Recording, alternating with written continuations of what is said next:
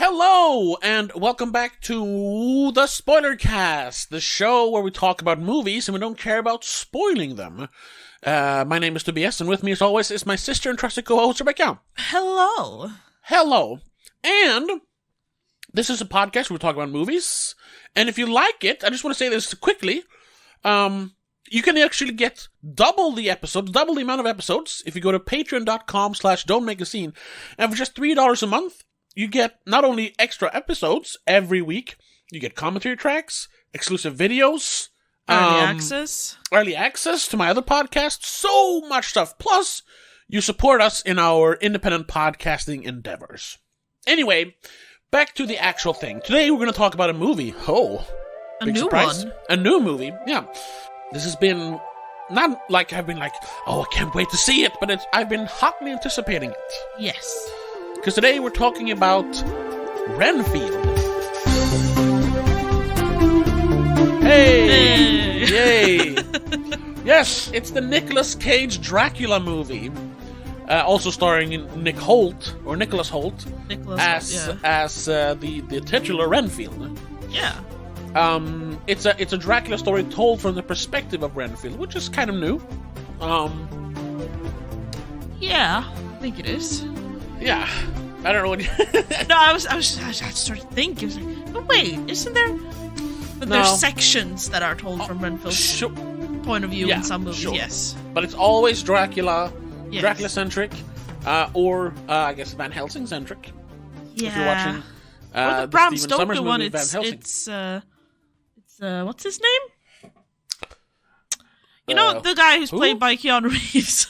Oh, Harker. Jonathan Harker. It's a bit from his point of view. Yeah. Which is, no, that's not the Renfield character. They kind of, because I was confused with Nosferatu, where that's basically the same character. No, it's not. Just kind of whatever. It kind of is here as well. Here it is, yeah. They don't really have the Harker character. They just have the Renfield character. Also, this takes place in modern society, modern days, yeah.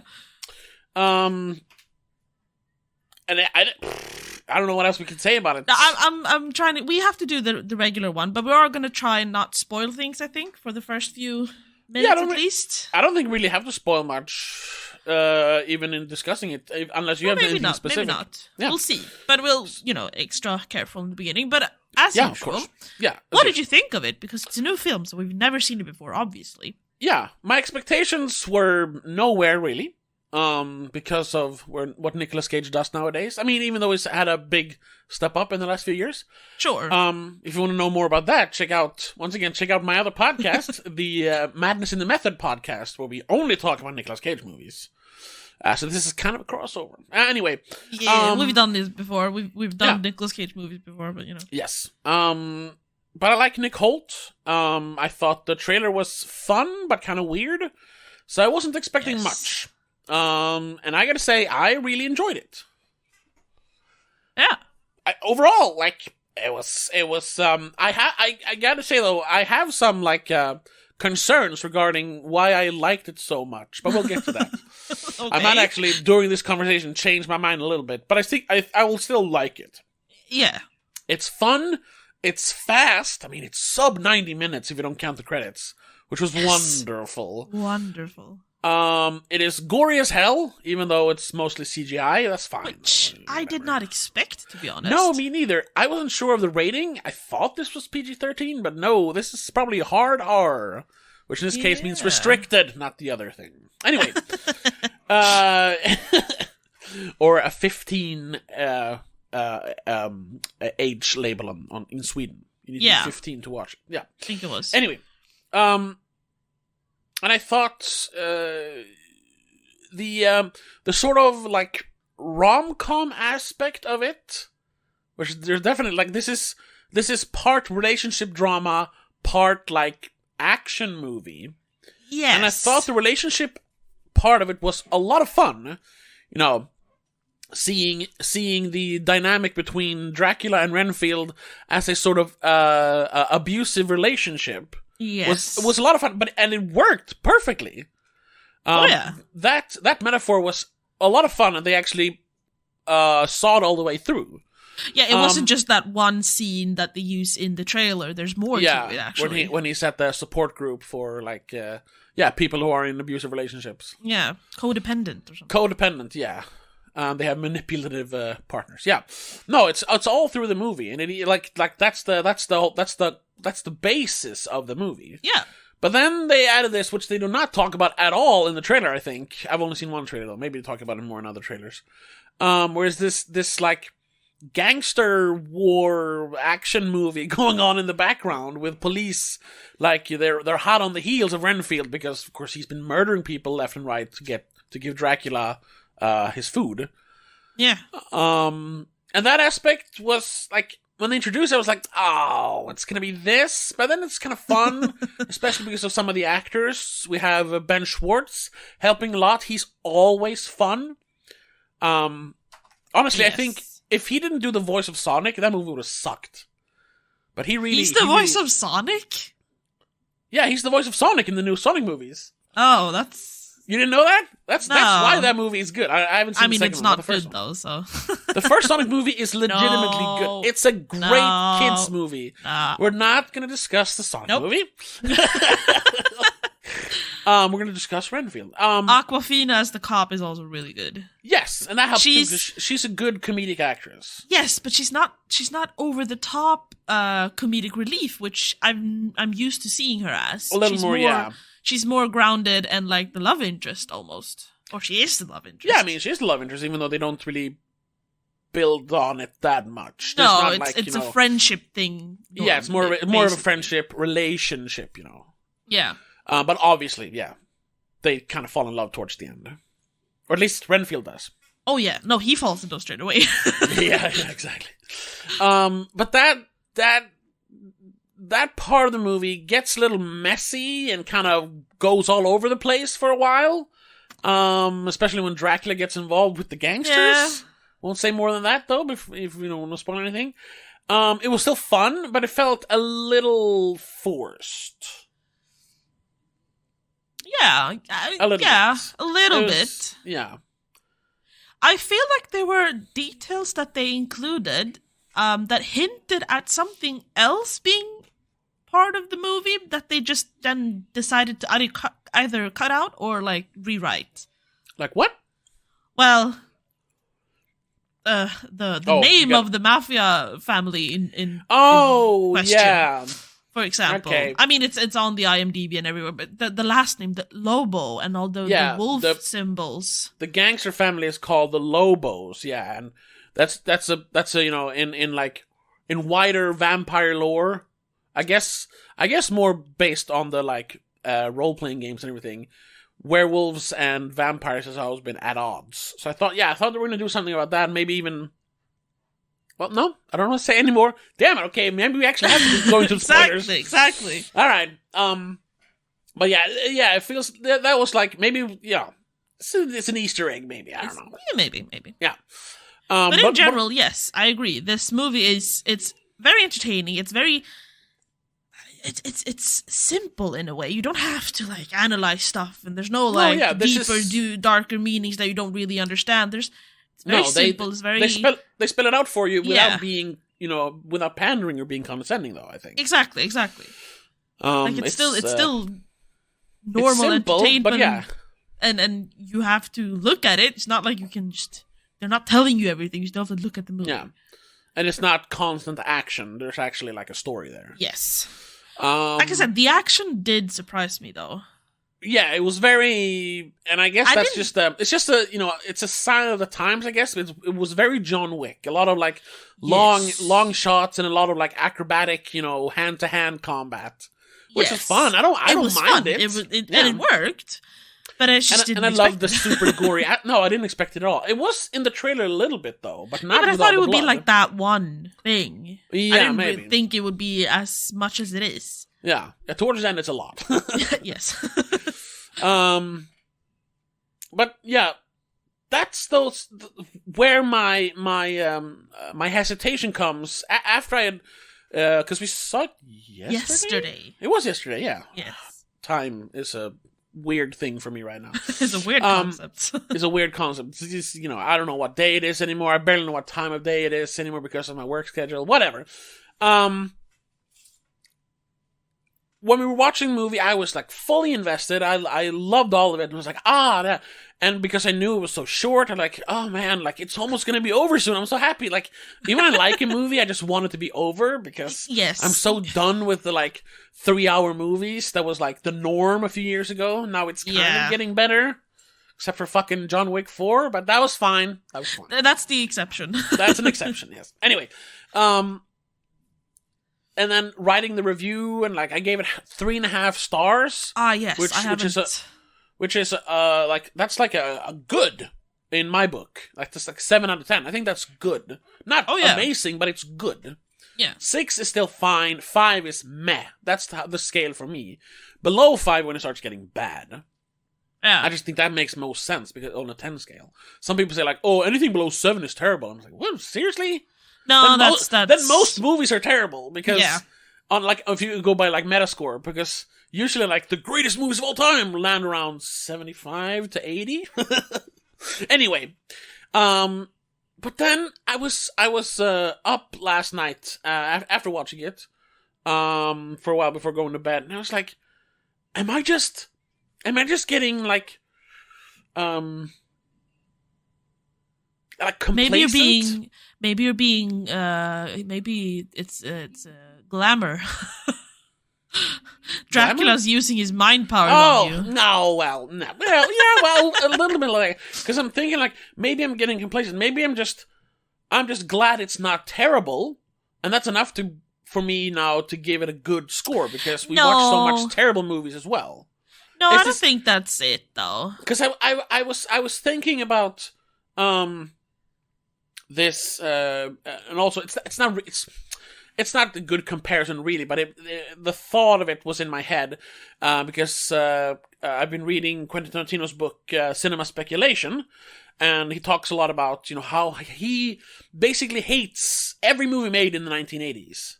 Like, of course, there are good movies made in the 80s, but in general, that decade, coming after the 70s, where the new wave of American directors popped up. I mean, you had Spielberg, George Lucas, Scorsese, Coppola, all of them just, and the freedom after the kind of repressed 50s, and the 60s were also kind of like part of that freedom, but it really popped in the 70s.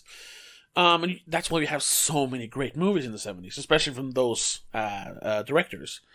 And that's also where, like, subgenres like blaxploitation became a thing. Like, black people all of a sudden had, like, the freedom to make their own movies, so now they're going to become their own fucking mega super film movie stars, whatever it's called. Stuff like that. Like, and then in the 80s, we've talked a lot about the 80s, though. It's more like, it's less genuine, more plastic when it comes to movies.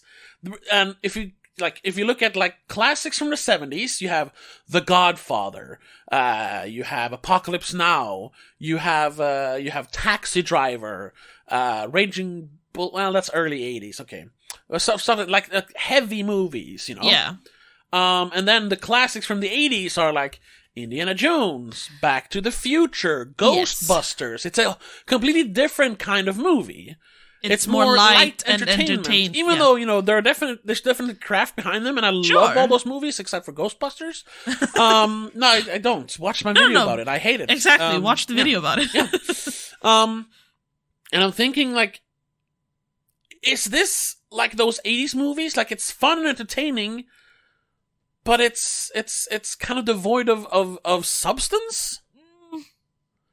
No, I don't think. And is that really fair? Because I still enjoyed it. It was fun. Well, see, there's we've talked about this before. There's I know, still I've had these problems before. There's still like masterpieces being made. Oh yes, a lot of it, according to us at least, are in the horror genre at the moment. Yes, horror is. When we talked about the waves, we've had. I don't remember the episode, but we talked extensively about the waves of horror movies. Yes. Oh yeah, definitely. And we do still have the occasional, more than occasional, I suppose, dumb action that is still very much entertaining and well produced. Sure, yeah. So this doesn't... I don't think we have that sort of, like, harsh comparison like we had between the 70s and 80s. We do have a bit of a mishmash. It's not it's so all black over and the white. place. It's more, and it's more of a gray zone. This, however... Do you see what I mean? Yes, I do. But I don't think this falls into the everything else is so bad, this is good category, because it is actually good.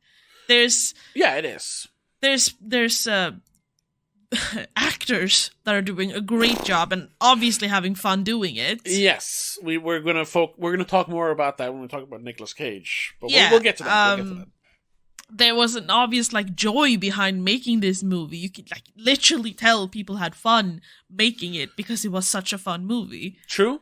Same with the later, or all of them, but specifically the later Fast and Furious movies. You can tell that the people making the movies are actually enjoying it. Yeah, sure. Because it comes out in the end product. It feels more genuine. Yes. It doesn't feel, dare I say it, like a Marvel movie. Exactly. Anyway, back to Renfield.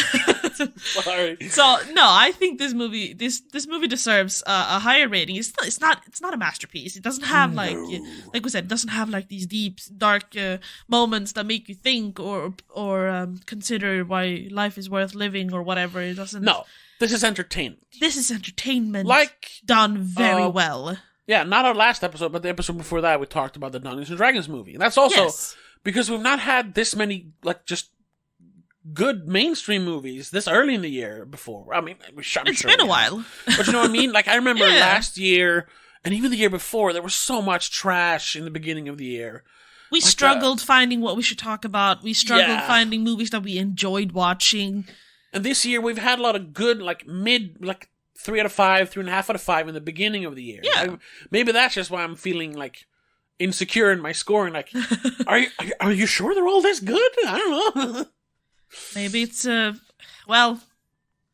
started doing this podcast properly, 2020. Yeah, during the pandemic, right? Mid to late 2020. We've done it before, but not, properly. Exactly. No. So we were working with materials that were only available on streaming platforms, which did limit because it was limited releases as well. They didn't release as much movies. Yeah. I mean, for the first day, we barely went to the cinema. We just watched stuff at home. Yeah. This year is when the cinemas fully open again, and people the projects are actually being released finally. Yeah, I've almost been to, not really, but almost every week I've been to the cinema. Oh yeah.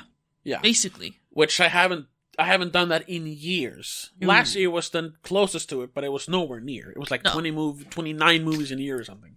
Yeah. Anyway, so I think that adds to the feeling because we're not used to having these many movies in general just being released that are not Netflix productions. They're actually proper productions. That's true. There's something that this feels like a real movie, unlike I don't fucking know the Texas Chainsaw Massacre from 2021 or exactly. I don't even know. Oh God. Anyway, yeah. I'm just trying to remember what's the production company for Renfield? I don't remember. This was released by Universal, and I think they produced it as well because I'm pretty sure they still have the rights to Dracula. That's why, and that was a lot of fun. That's why it was cool to see them splice in Nick Holt and Nick Cage into the old what's his name? Bela Lugosi Dracula movie, the classic. That's what it was, right? 1931, I think, Dracula movie. Yes, that looks good. They Forrest Gumped them into the movie. Yeah, yeah. And that was a lot of fun. And even creating some new scenes with the material. That was fun. Mm-hmm. But speaking, just before we spoil things, just generally costume and makeup and all that stuff, fantastic, absolutely fantastic. Yeah, I even enjoyed that some of the makeup, because early on, Dracula is recuperating, from damage, and he's very torn up. It kind of looked a little plasticky, but I think that was part of the fun. It looked kind of weird. Yeah, it was probably intentional. Yeah, I think so. Because it worked. And before we go into spoilers, I just want to talk quickly about it. speaking of Dracula, Nicolas Cage. Holy fuck. Like I said on Letterboxd, this is not his greatest performance in the last 40 years. That's still Pig. Sure. I think Pig is going to be really hard to beat.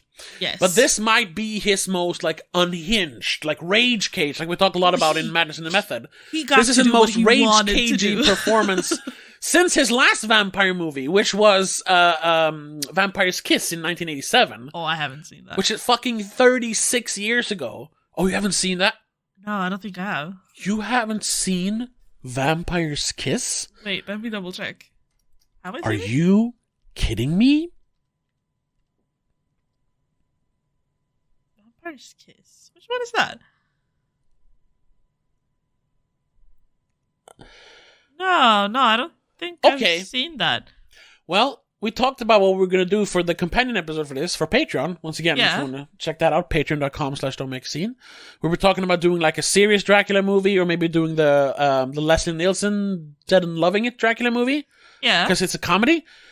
But if you haven't seen Vampire's Kiss, then that is the companion piece. I've already talked about it. I've made a video essay about it. We've talked about it on my other podcast, Madison the Method. Check it out. But we seriously need to talk about that then. Because that is, unironically, one of the greatest movies of all time. Check out my video about it. I call it Vampire's Kiss is secretly genius, because it is. Anyway. Sure. Sorry to the patrons then, because your vote doesn't matter this time. Yeah, We're watching something else. I'm sorry. I'm gonna have, because Rebecca hasn't seen Vampire's Kiss, this needs to be rectified. Okay, or we could do that as a commentary track, as a reaction track. Oh. So maybe your vote counts this time, patrons. If you want to know what we end up doing on Patreon, check out the Patreon for the companion piece that will be released the Monday after this episode premieres. Yeah, patreon.com/don'tmakescene. Yes. Yeah. Either way, back to Nicolas Cage got Holy shit. space to do what he wanted to do as Dracula. And he was, because, like I said, we talk about this a lot on my other podcast, like the rage cage moments in movies, especially movies where, you know, they're not like the drama, or like movies where he has room to do that. There's usually a few moments, or even some performances that are a lot of rage cage, but it's always, you know, interspersed with some, like, real acting, so to speak, or whatever you want to call it. I don't mean that. Calmer moments. Yeah, calmer moments. More contained. Here, he is unhinged from the very first frame to the last. Oh yeah. He is 115% all the time, and it is amazing to watch. He revels in the role of Dracula. It is so awesome to see. Even though his Transylvanian accent comes and goes a little bit. Yeah, that's terrible. It's there a lot in the beginning, then it basically disappears in the middle, and then it comes back in the end. I can almost accept it though if it hadn't come back in the end, because it would have been like, you know, he's been living in America for a while now. He's assimilated, sure, but he comes back towards the end for some reason. But you know what? I'm fine with that, because, like I said, he is insane. Completely insane throughout the entire movie. Which is, like I said, that's unique. I've never seen an entire movie consisting of only rage cage moments. Well, you only get a chance to do that when you're playing a character like Dracula. Yeah, I think so. And I mean, it is one of... He's talked about the three, like, dream roles he had when he started out acting. One was Superman. One was something else. Elvis or something? I don't remember. But the third one was Dracula. So this is something he has actually been looking forward to doing. So, yeah. Mostly probably because it does give him the opportunity to fully act out whatever the fuck he wants. Yeah. So, you can definitely tell that he's having fun. Oh, yes. Like, he's really... This is not just him doing it for a paycheck. Which Ooh. a lot of movies, not nowadays, now it seems like he's doing like half paycheck, half actually things he wants to do. But there was a while, like 10 years ago, where there was a lot of like phone-in movies where he's just like, yeah, I'm Nicolas Cage, give me my money, bye. Yeah. We're in that period right now in the other podcast, so it's annoying. But this was amazing. I mean, and that's actually kind of fun, because you don't really think about it before someone mentions it, but since we're watching some of Nicolas Cage movies, he rarely does supporting roles anymore. He's usually the star. Mainly because that pays better. Yeah. He did some supporting and he's roles also early. fucking Nicolas Cage. Of course. He did some supporting roles early in his career. But then he's like 99% of his movies, he is the lead. Yeah. The only one I can think of, like off the top of my head right now, is Kick-Ass, where he plays Big Daddy. Yes. Yeah. Other than that, he's always like the main focus. But here, once again, and he mentioned it specifically, like he decided to actually take this supporting role because Dracula's just supporting. Yeah, it's Renfield Renfield is the for star, like yeah. it's called Renfield for a reason. Yeah, but he took the role, well, first because he liked the script, and second because he got to play fucking Dracula. Yeah. So yeah, The thing about this character though is, even though he's technically not the main character, he acts like he is the main character because obviously Dracula's got an ego. Yeah. Yeah, like, come on. He's the worst kind of narcissist. Yeah. And they really, because I mean, the character is a narcissist. He thinks highly of himself. Even, some versions are more tragic, where he that is sort of a mask to mask his sadness. Sure. But he's always like, someone who looks down on everyone else because, he is immortal. He knows he is more powerful and he will always be better than them because he will live longer than them. And whatever they do, he will always be able to do again because, you know, you'll die and I won't. And even if it's a curse, he's going to use it to his advantage. Of course. Yeah. And here they really play that up. Like him, he's like, wait a minute, I am basically a god. So I'm just going to do what God does. Fuck shit up, basically. And I like that, because it, once again, worked very well with the whole abusive relationship metaphor of the movie. Yes. So, but once again, if you're like on the fence, because the movie seems kind of silly and like, oh, the action and everything, watch it for Nicolas Cage's performance. It is amazing. One of my favorites of his in a long time. One of. Pig, of course. Yes. I have to say, though, also a very, very good performance from Nicholas Hoult. Yeah. Playing this, because he's, thinking back on the later movies I've seen of him, he's never been the main character. No, he's usually a supporting character. He's more of a character actor. Exactly. Here he gets to take a bit more place, and it's more space. Yeah. But it's kind of funny because he is the supporting character in his life, which is kind of funny. Yes. Yeah. But it also it shows that his acting almost improves when he finally gets to get out of his shell. It's like you can see the acting improve as well, or maybe it's just well acted from the beginning. Yeah, because I think so. Feel it, I suppose. I also got flashbacks to Warm Bodies because his skin is just as pale in that one. Yes, it was kind of funny that they used the My Chemical Romance song towards the end. Yes, because he looks so much like what's his name? R. Who? What? Or do you mean the singer? Oh, right. I don't remember. What's his name? I don't remember. I don't know it by heart. Joe Rogan's cousin. Wait, what? Oh, you didn't know that? Joe Rogan's cousin's with the singer in My Chemical Romance. What the fuck? Whatever his name is. You know the guy. He looked exactly like that. So I even saw some people make fun of that on Letterboxd. I just thought it was funny that they used an old song for it, because that song is it's from a few years old by now. 12? 13? Something like that, yeah. 10 years old, at least. Yeah. And it's like the last fun song they made, I suppose. Yes. Yeah. And it fits, but it's funny because he looks a lot like the singer from My Chemical Romance. And he's all pale and everything. And he even has the emo bangs in the beginning. And towards the end, But he's great as well. But I mean, everyone is outshined or whatever you want to call it by Nicolas Cage in this. Whenever he's in the scene, yes, obviously. So it's good that he's not the main character then, because he for a long, the movie isn't that long, so maybe it's like 15 minutes in the middle chunk of it. It's like, oh yeah, Renfield, like, it's not really a spoiler, doing but like, his own thing. Yeah, he's doing his own thing a little bit in the middle, and you're like, when's Dracula gonna go back? And then boom! Oh, he's back. One of the best scenes in the movie, which was both hilarious and super like awkward in a good way, because it was like they really captured, that kind of abusive relationship where one partner is very manipulative and emotionally and a little bit physically abusive. Yes. Where you're laughing at first when he's like, ooh, having his drink and like, ooh, making fun of Renfield. But the further that scene goes on, you're like, yeah, this feels more and more like it's not fun like anymore. Domestic violence. Yeah, which is the whole theme of the movie. Yes. So it worked. And I gotta say, even though it's 90% fun, the serious bits worked as well. Definitely. You know what? I think I'm going to keep my 3.5 stars for this movie. Exactly, see? All right, it is actually very well, because I was thinking like, oh, it's formulaic, it's using Dracula. But no, it's actually very well written.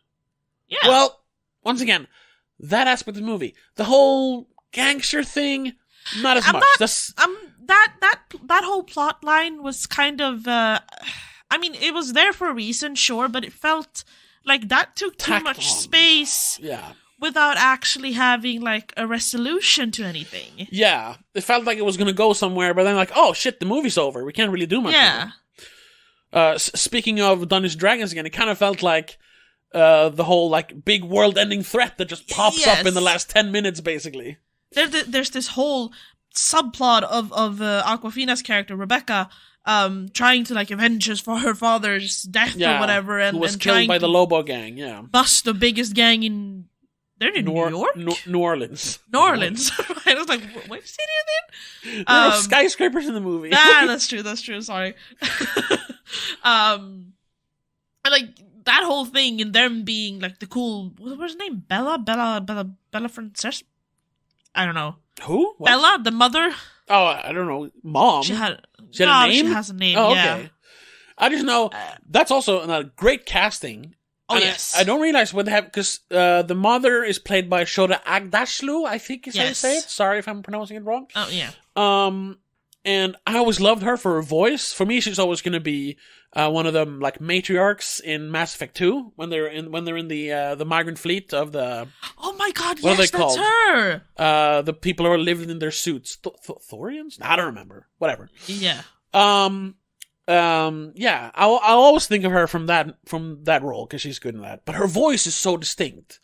And here, they've always used, in movies, her roles are usually like, she's a very calm character with a warm, inviting voice. But here, she got to play more of an intimidating character, and the voice almost became a bit raspy.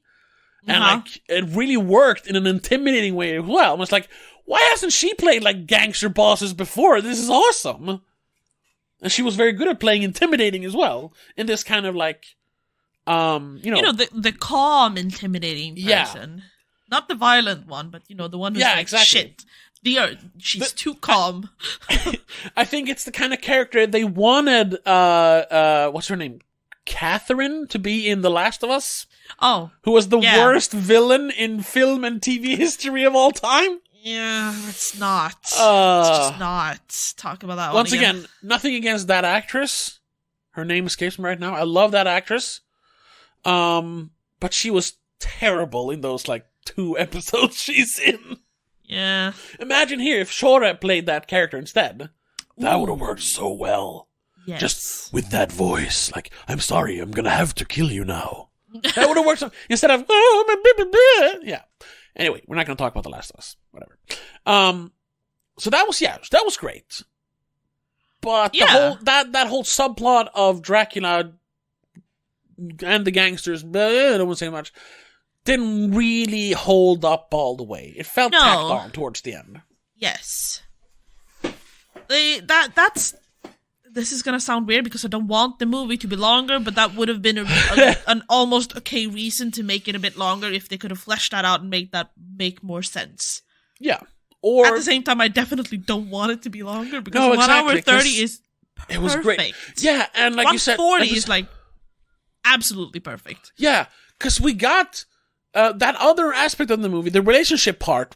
You got a perfect wrap up. You know, you had a beginning, middle, and an end. Everything felt fleshed out enough without just dragging on.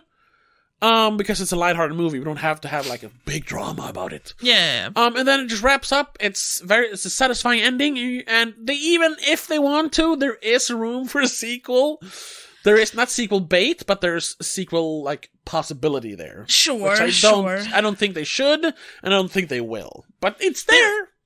They could have, if they wanted to be extra annoying about it, they could have edited this a little bit differently and made it like they almost had to have a sequel. Yeah. But they didn't, thankfully. Yeah. So it's just this also leaves like an open ending to the like just it's this thing is over now, they can move on with their lives. It's not like, oh, we need definitive, oh, they get married and have kids and that stuff. No. We just know like, that we need to expand the lore. No. Yeah, like, no. How does vampires actually, it doesn't matter. We don't even get the like official and truly like the romance bit either. We just get he's infatuated, she's happy to be his friend by now. She likes him, that's about it. Yeah. She's happy to like get to know him better by now. Because she didn't have time to do that when all that stuff was happening. Even though he was trying to be very nice and maybe leading her on a little bit, but no, she was busy doing the job. Yeah. Which was good, because I would have hated if they like, oh, we have to have a proper romance in this. And also, no. if we want to talk about it, even though I guess I'm being sexist, but I think that's so important. Awkwafina's character, detective, lieutenant, right?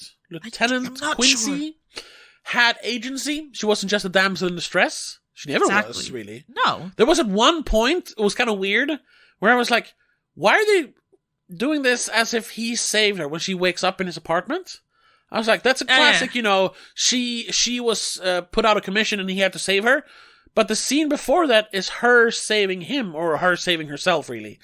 Yeah, and him, I suppose. But they're not showing us what happened, but no, she was shot, so she passed out in the apartment. That was it. We do see her getting shot, but we don't realize that she's getting shot at. We don't realize that she's getting shot. Actually, no, we see that after. But that was because I was like, what? But then, fine. Because he wanted that dynamic, you know. The girl waking up and the guy's like, oh, hey, I made you breakfast. And it's kind of awkward, you know. Especially since he is an awkward character. Yes. So I was like, it was awkward, but fine, you know. Because I get what they were getting at. Yes. Well, do we want to get into spoilers now? Because I kind of managed to get my point across, weaving in and out, you know, missing all the spoilers. But is there anything specific you want to talk about?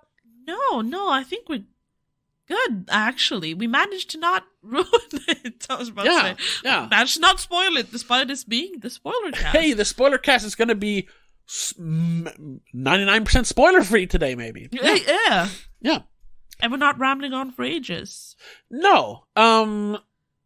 Is there anything else we want to talk about? No, but that's the good thing about this kind of... It's the top tier mid. Yeah.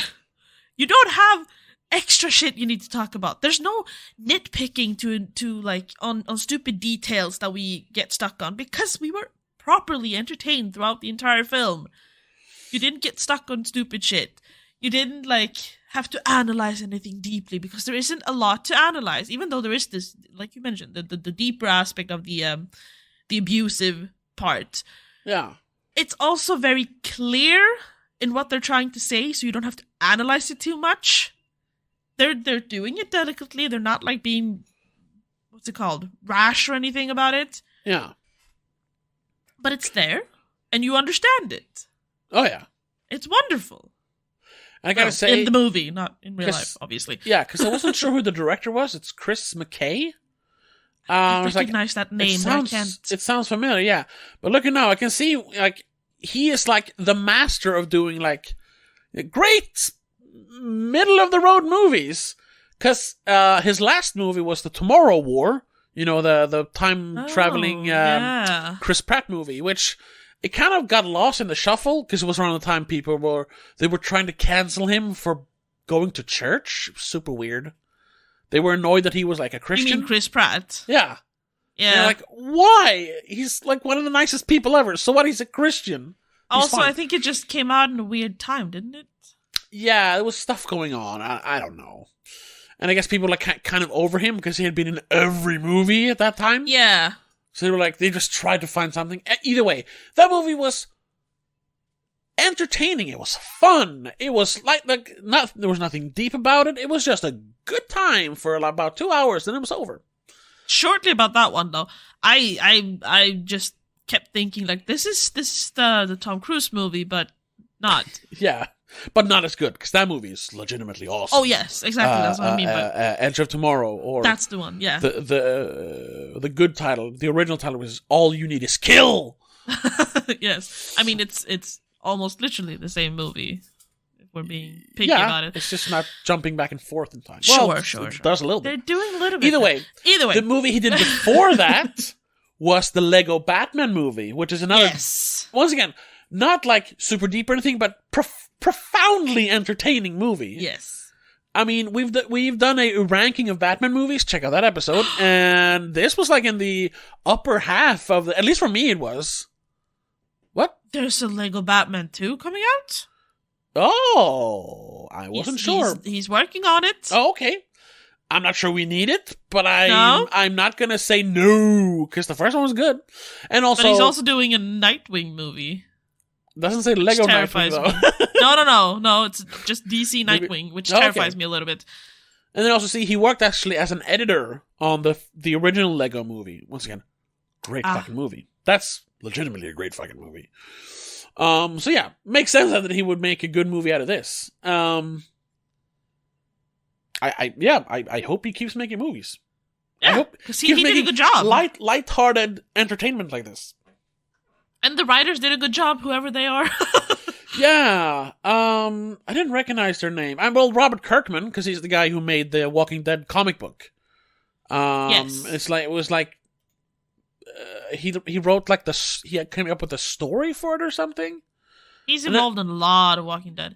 Yeah, no, because he wrote the comic books and he produced the shows. And the other guy is also a bit of Ryan Ridley. Oh my god, he wrote The Inbetweeners. No, wait, that's the American one. Sorry. He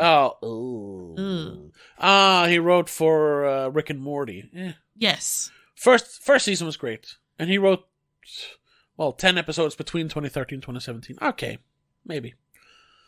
Either way, they did a good job as well. But it is carried. The entire movie is obviously carried by acting, specifically Nicolas Cage. Yes, but the rest. But everything else was very good, very good. Yeah, this is a question we usually talk about or ask in the Madness and the Method, the Nicolas Cage podcast. Would this movie work as well without Nicolas Cage as Dracula, as someone else? If someone else did the same kind of over-the-top I am a god, maybe. Yeah. Do you think? I'm not sure who could anyone else be able do to it do like it him? that way. Yeah. Do you think like the only other person I can think of that might be, but it would still be no, that wouldn't work. It would still be too like I was thinking, for some reason, Samuel L. Jackson, because he can also be a bit of a full of himself, I am a god kind of person. Yeah, but sometimes. that would be very different. It would be different, though, yeah. And would the movie suffer from it? That's usually... Probably, because he would take up too much space. Yeah, that is what's... Just to go back to Nicolas Cage a little bit and to make it a crossover episode, that is what is so interesting about Nicolas Cage as an actor or as a performer, as he likes to call himself.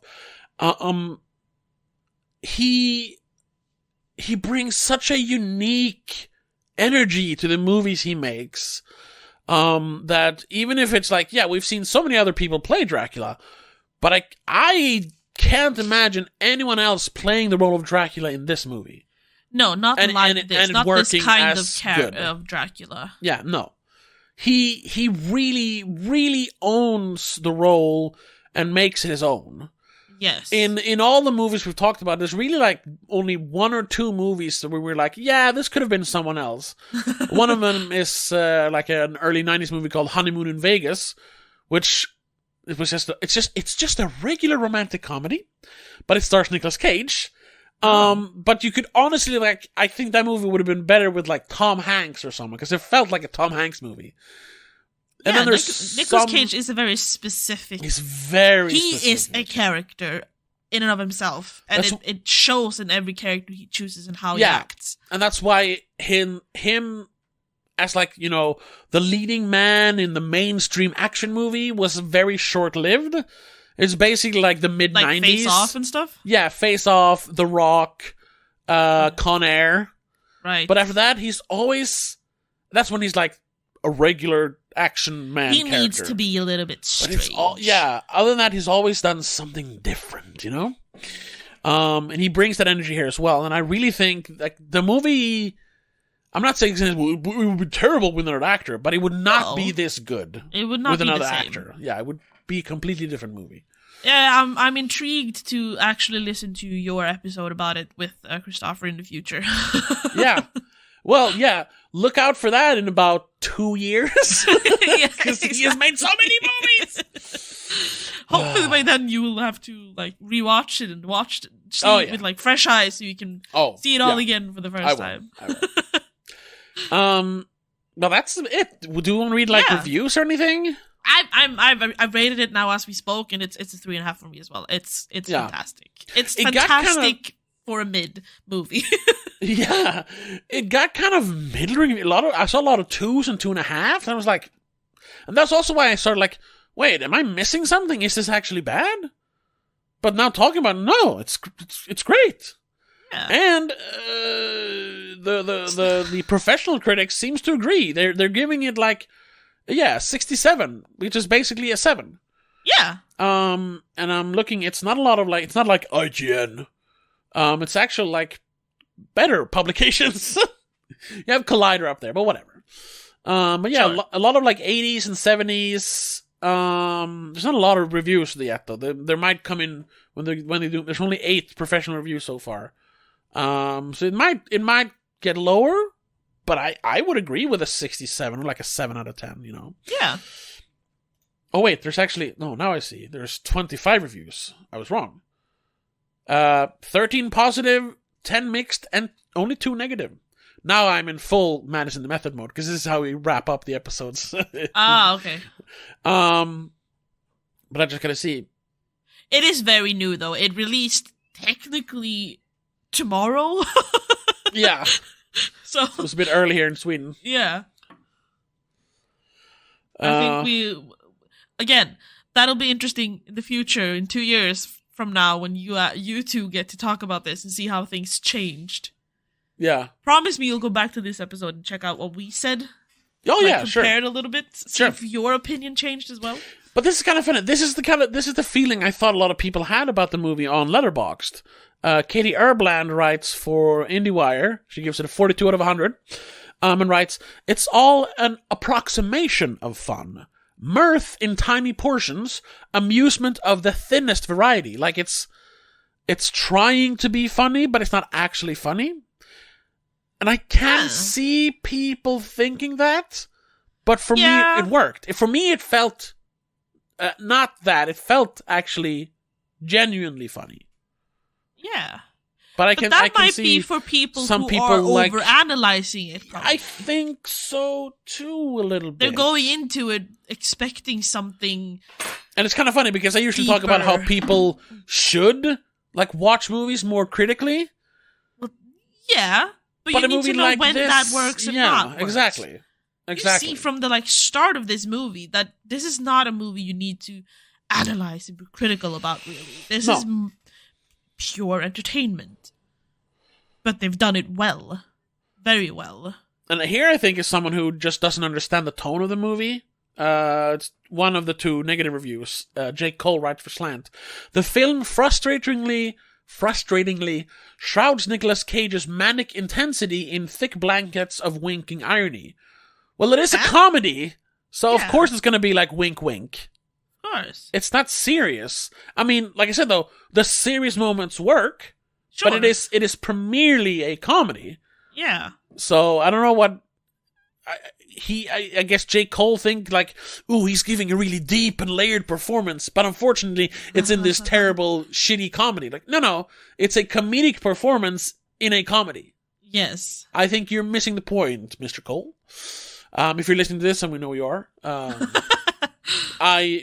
it's, criticism is always subjective, but I think you're wrong. Anyway, I think that's gonna have to be it. Yes. Thank you so much. Thank you so much for listening. Like we said, check us out, patreon.com/don'tmakeascene. I have no idea at this point what we're going to talk about, but it's going to be a Dracula movie. Vampire's Kiss.